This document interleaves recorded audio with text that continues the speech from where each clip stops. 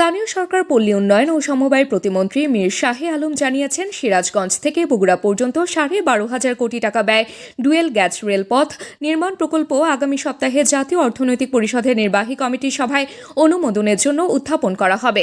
একই সঙ্গে বগুড়ার কেন্দ্রীয় বাইতুর রহমান সেন্ট্রাল মসজিদের পূর্ণাঙ্গ নির্মাণ কাজ সম্পন্ন করতে প্রায় 27 কোটি টাকা বরাদ্দ দেওয়া হয়েছে।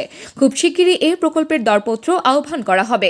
শুক্রবার সকালে বগুড়া প্রেস ক্লাবে স্থানীয় সাংবাদিকদের সঙ্গে মতবিনিময় সভায় এসব তথ্য তুলে ধরেন প্রতিমন্ত্রী। তিনি জানান, বগুড়া সহ সারা দেশে সুষম উন্নয়ন নিশ্চিত করতে সরকার ধারাবাহিকভাবে কাজ করছে।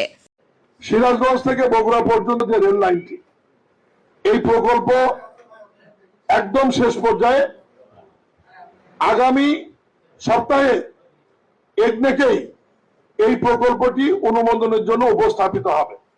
আপনারা জানেন, এশিয়ান ইনফ্রাস্ট্রাকচার ডেভেলপমেন্ট ব্যাংকের আর্থিক সহযোগিতায় এবং বাংলাদেশ সরকারের জিওবি ফান্ড থেকে 12,500 কোটি টাকা ব্যয় সিরাজগঞ্জ থেকে বগুড়া পর্যন্ত এই রেল লাইন ডবল লাইন আর কি, যেটা ব্রড গেজ এবং মিটার গেজ থাকবে, ডুয়েল লাইন বলে, ডুয়েল গেজ বলে যেটা আর কি, এটি আপনার নির্মিত হচ্ছে এবং এর মধ্যে যে ব্রিজ স্টেশন যা যা থাকবার প্রয়োজন সবই হবে।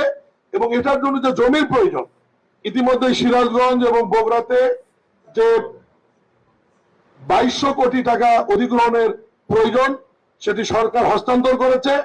বগুড়াতে 1100 কোটি টাকা প্লাস মাইনাস প্লাসই আর কি, সিরাজগঞ্জে 1100 কোটি টাকা প্লাস। এই অধিগ্রহণের কাজ একদম শেষ পর্যায়ে।